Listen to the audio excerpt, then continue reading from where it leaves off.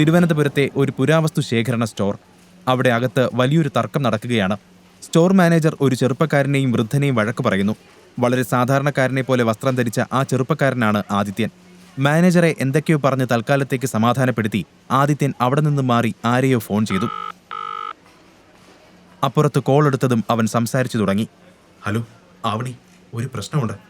ഓ എന്റെ ആദിത്യ, നീ വിളിക്കുമ്പോൾ തന്നെ അത് എന്തെങ്കിലും ഒരു പ്രശ്നമാണെന്ന് എനിക്കറിയാം. വലുതാണോ ചെറുതാണോ എന്ന് പറഞ്ഞാൽ മതി. പറ, ഇത്തവണ എന്താണ് ഉണ്ടായത്? ആവണി പരിഹാസത്തോട് ചോദിച്ചു. ആവണി, അത് പിന്നെ ഞാൻ അച്ഛൻ്റെ കൂടെ ഇവിടെ ഒരു ആൻറ്റിക് ഷോപ്പിൽ വന്നതായിരുന്നു. പക്ഷേ ഇവിടെ വെച്ച് ബൈ മിസ്റ്റേക്ക് നല്ല വിലയുള്ളൊരു പ്രതിമ നിലത്ത് വീണ് പൊട്ടി. ആദിത്യൻ മടിയോടെ പറഞ്ഞു. എന്നാൽ ആവണി അതൊന്നും ശ്രദ്ധിക്കാത്തതുപോലെ ചോദിച്ചു. അതുകൊണ്ട് ഇവരിപ്പോ ആ പ്രതിമയ്ക്ക് പണം ചോദിക്കുന്നുണ്ട്. 30 ലക്ഷം രൂപ. ആദിത്യന്റെ മറുപടി കേട്ട് ആവണി ഞെട്ടി. എന്ത്, 30 ലക്ഷമോ? അതും ഒരു പ്രതിമയ്ക്ക്? നീ എന്തൊക്കെയാ ആദിത്യായി പറയുന്നേ? അതെ ആവണി, എന്ത് ചെയ്യണമെന്ന് എനിക്കറിയില്ല. എത്രയും പെട്ടെന്ന് ആ പണം വേണമെന്നാണ് ഇവർ പറയുന്നത്. സംഭവത്തിന്റെ ഗൗരവം ആദിത്യന്റെ ശബ്ദത്തിൽ നിന്ന് വ്യക്തമായിരുന്നു. അത് കേട്ട് ആവണിക്ക് ദേഷ്യമടക്കാനായില്ല. നിനക്ക് ഭ്രാന്താണോ ആദിത്യ? നീ ഒരു ജോലിയും ചെയ്ത വീട്ടിൽ വെറുതെ ഇരിക്കുന്നത് തന്നെ എനിക്കൊരു പ്രശ്നമാണ്. ഇപ്പോൾ ഇതാ പുതിയൊരു കാര്യം കൊണ്ട് വന്നിരിക്കുന്നു. എന്റെ കയ്യിൽ എവിടെന്നാ ഇത്രയും പണം? വായിൽ വന്നതൊക്കെ വിളിച്ചു പറഞ്ഞതിന് ശേഷം ആവണി ദേഷ്യം നിയന്ത്രിച്ചുകൊണ്ട് കുറച്ചു സമയം മിണ്ടാതെ നിന്നു. ആദിത്യൻ എല്ലാം നിശബ്ദമായി കേട്ടു നിന്നു. എന്തായാലും ഞാനൊരു കാര്യം പറഞ്ഞേക്കാം. ഇത്തവണ എനിക്ക് നിന്നെ എന്തായാലും സഹായിക്കാൻ കഴിയില്ല. നീയല്ലേ അത് പൊട്ടിച്ചത്, അതുകൊണ്ട് നീ തന്നെ അത് കൈകാര്യം ചെയ്താൽ മതി. എന്റെ കയ്യിൽ അത്രയും പണമൊന്നുമില്ല, അവൾ പറഞ്ഞു. അയ്യോ, അങ്ങനെയല്ല ആവണി. എന്തോ പറയാനൊരുങ്ങിയ ആദിത്യനെ മുഴുവിക്കാൻ സമ്മതിക്കാതെ ആവണി ദേഷ്യത്തോടെ ഫോൺ കട്ട് ചെയ്തു. ആദിത്യൻ നിന്ന് വിയർക്കാൻ തുടങ്ങി. ആവണി ആദിത്യന്റെ ഭാര്യയാണ്. ഇന്ന് അവർ രണ്ടുപേരുടെയും വിവാഹം കഴിഞ്ഞിട്ട് 3 വർഷം തികയുന്ന ദിവസമാണ്. ജോലിക്കൊന്നും പോവാത്ത ആദിത്യൻ ആവണിയുടെ വീട്ടിലാണ് താമസിക്കുന്നത്. അവിടെ അവന് ഒരു വേലക്കാരന്റെ സ്ഥാനം മാത്രമേ ഉള്ളൂ. വീട്ടുജോലികൾ ചെയ്തും ആവണിയുടെയും അവളുടെ അമ്മയുടെയും കാര്യങ്ങളൊക്കെ നോക്കിയും അവൻ യാതൊരു പരാതിയും പറയാതെ ജീവിച്ചു പോന്നു. അടുക്കള ജോലി മുതൽ വീട് വൃത്തിയാക്കൽ വരെ എല്ലാ ഭാരവും അവന്റെ മാത്രം കടമയായി എല്ലാവരും കണ്ടു. ഭർത്താവിന്റെ ഈ അവസ്ഥ കാണുമ്പോൾ ആവണിക്ക് അസ്വസ്ഥതയാണ് തോന്നിയത്. വീടിന്റെ സാമ്പത്തിക ബാധ്യത മുഴുവൻ ആവണിയുടെ ചുമലിലായിരുന്നു. അതിനിടയിലാണ് ആദിത്യൻ ഓരോ പ്രശ്നവും പറഞ്ഞു വിളിക്കുന്നത്. അതേസമയം താൻ ഇനി എന്തു ചെയ്യുമെന്ന് ആലോചിച്ച് ആ സ്റ്റോറിൽ നിന്ന് ടെൻഷൻ അടിക്കുകയാണ് ആദിത്യൻ. അവൻ ആവണിയോട് പറയാൻ തുടങ്ങിയ കാര്യം അവൾ കേൾക്കാൻ പോലും ശ്രമിച്ചില്ല. സത്യത്തിൽ ആ പ്രതിമ പൊട്ടിയത് അവന്റെ കൈതട്ടി ആയിരുന്നില്ല. ആദിത്യന്റെ കൂടെ ഉണ്ടായിരുന്ന ആവണിയുടെ അച്ഛന്റെ മിസ്റ്റേക്ക് ആയിരുന്നു അത്. അവൾ തന്നോട് അങ്ങനെയൊക്കെ സംസാരിച്ചല്ലോ എന്ന് ആലോചിച്ചപ്പോൾ ആദിത്യന് ടെൻഷനായി. ഒന്നുകൂടി ആവണിയെ വിളിച്ചു നോക്കാമെന്ന് അവൻ കരുതിയപ്പോൾ സ്റ്റോർ മാനേജർ കുറച്ച് ബോഡി ഗാർഡ്സുമായി അവന്റെ മുന്നിലെത്തി. എല്ലാവരുടെയും മുഖത്ത് നല്ല ദേഷ്യമുണ്ടായിരുന്നു. മാനേജർ പറഞ്ഞു. ഹലോ മിസ്റ്റർ, എന്താണ് നിങ്ങളുടെ ഉദ്ദേശം? 1 മണിക്കൂറായിട്ടും പണമൊന്നും എത്തിയിട്ടില്ലല്ലോ. നിങ്ങളെ സഹായിക്കാനും ആരും വന്നിട്ടില്ല. ഞങ്ങളൊക്കെ എത്ര നേരം ഇതും കാത്തിരിക്കണം? അതിനു പുറമെ ആ കിഴവൻ ഇവിടെ നിന്ന് ഓടിപ്പോവാനും ശ്രമിച്ചു. മാനേജർ പറഞ്ഞത് കേട്ട് ആദിത്യൻ അമ്പരപ്പോടെ നിന്നു. അങ്ങനെയൊന്നും ഉണ്ടാവില്ല. പണം തരാതെ ഞങ്ങൾ എവിടെയും പോവില്ല. ആദിത്യൻ അയാളെ സമാധാനിപ്പിക്കാൻ ശ്രമിച്ചു. ഇനി ഞങ്ങൾ നിങ്ങളുടെ വാക്ക് വിശ്വസിക്കണം അല്ലേ? ദേ, ഈ ബോഡി ഗാർഡ്സ് കണ്ടതുകൊണ്ടാണ്. അല്ലെങ്കിൽ അയാൾ ഇവിടെ നിന്ന് ഓടിപ്പോയേനെ. ഒരു കാര്യം പറഞ്ഞേക്കാം, ഇപ്പോൾ തന്നെ സമയം 2 മണിയായി. 5 മണിക്കുള്ളിൽ ആ പ്രതിമയ്ക്കുള്ള പണം ഞങ്ങൾക്ക് തന്നില്ലെങ്കിൽ ഞാൻ ആ കിഴവനെ പിടിച്ച് പോലീസിൽ ഏൽപ്പിക്കും. മനസ്സിലായോ? മാനേജർ ദേഷ്യത്തോടെ പറഞ്ഞു. അതും പറഞ്ഞ് മാനേജർ ആദിത്യനെ സൂക്ഷ്മമായി നോക്കി. മാനേജറുടെ ഭീഷണികൾ കേട്ട് ആദിത്യൻ മിണ്ടാതെ നിന്നു. അപ്പോഴേക്കും 60-61 വയസ്സ് പ്രായമുള്ള ഒരാൾ അവന്റെ തോളിൽ കൈവച്ചു. ആവണിയുടെ അച്ഛൻ ജയരാജ് ആയിരുന്നു അത്. ആദിത്യൻ അയാളോട് പറഞ്ഞു. അച്ഛാ, പണമില്ലാതെ ആളുകൾ നമ്മളെ പോവാൻ അനുവദിക്കില്ല. അപ്പോൾ ജയരാജ് പേടിയോടെ പറഞ്ഞു. പക്ഷെ മോനെ, ഞാൻ അറിയാതെ ഇവർ പോലീസിനെ വിളിക്കുക എന്നൊക്കെയാ പറയുന്നേ. നീ എന്തെങ്കിലും ഒന്ന് ചെയ്. എങ്ങനെയെങ്കിലും പണം അറേഞ്ച് ചെയ്യണം.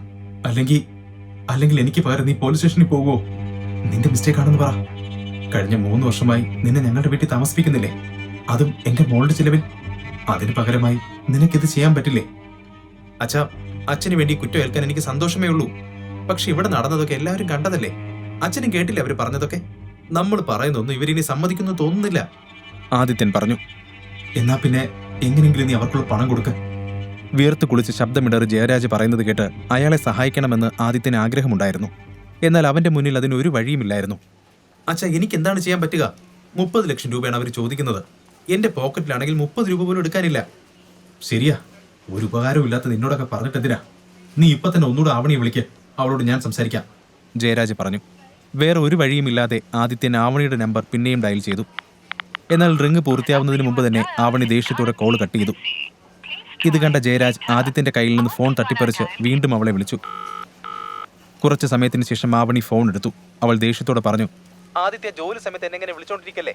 നിന്നെ ഞാൻ സഹായിക്കില്ലെന്ന് നേരത്തെ തന്നെ പറഞ്ഞില്ലേ? ഇതെല്ലാം കേട്ടുകൊണ്ടിരുന്ന ജയരാജ് ഒരു ദീർഘനിശ്വാസം എടുത്തുകൊണ്ട് പതുക്കെ പറഞ്ഞു, മോളെ, ഇത് അച്ഛനാണ്. ആവണി ഒരു നിമിഷം ഒന്ന് ഞെട്ടി.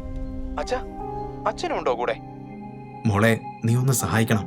ഈ ആളുകൾക്ക് പണം കൊടുത്തില്ലെങ്കിൽ അവരെന്നെ പോലീസിൽ ഏൽപ്പിക്കും. അയാൾ നിരാശയോടെ മകളോട് പറഞ്ഞു.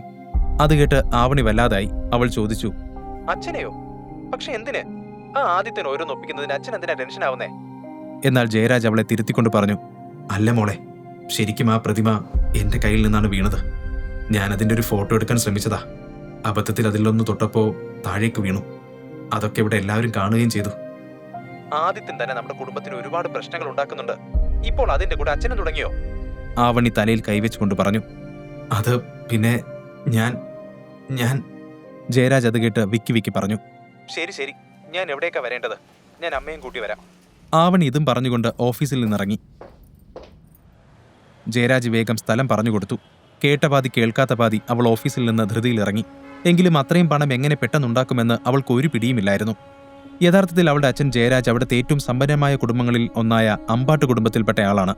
എന്നാൽ ജയരാജിന്റെ അമ്മ ഗായത്രി ദേവിക്ക് ആദിത്യന്റെയും ആവണിയുടെയും വിവാഹത്തോട് എതിർപ്പായിരുന്നു.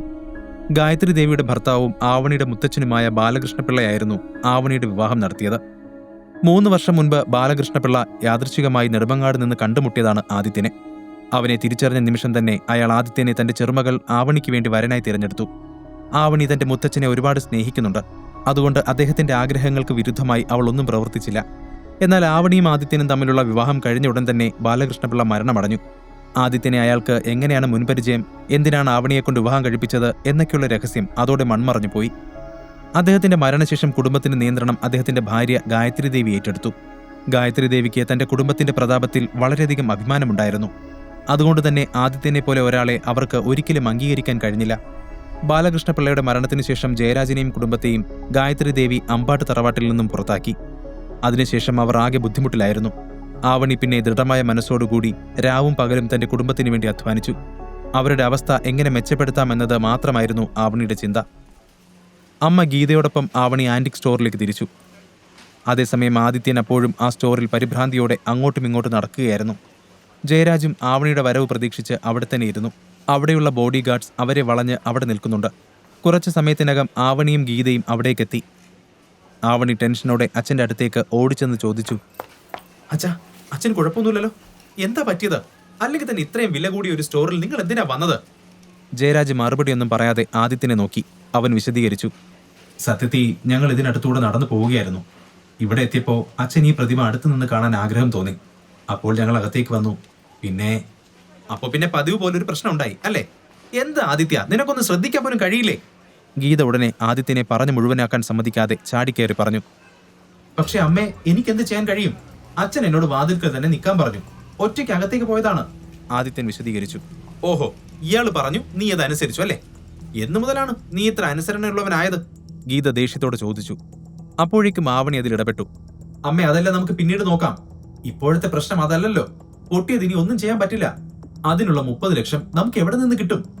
അത് കേട്ട് ഗീതയ്ക്ക് പിന്നെയും ദേഷ്യം വന്നു. എന്റെ ആവണി, നിന്റെ അച്ഛൻ നിനക്ക് വേണ്ടി സ്വത്തൊക്കെ ഉപേക്ഷിച്ച് ഇറങ്ങി പോകുന്നതല്ലേ?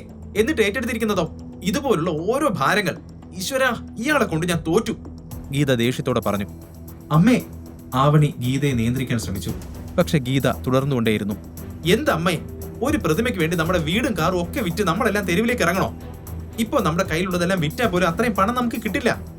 ഗീത പറഞ്ഞതിലെ ന്യായം മനസ്സിലാക്കി ആവണി കൂടുതലൊന്നും പറയാൻ പോയില്ല. അവൾ നോക്കുമ്പോൾ എല്ലാവരുടെയും മുഖത്തും അതേ ആശങ്ക പ്രകടമായിരുന്നു. സ്റ്റോർ മാനേജർ അപ്പോഴും ജയരാജിനെ സൂക്ഷ്മമായി നിരീക്ഷിക്കുന്നുണ്ടായിരുന്നു.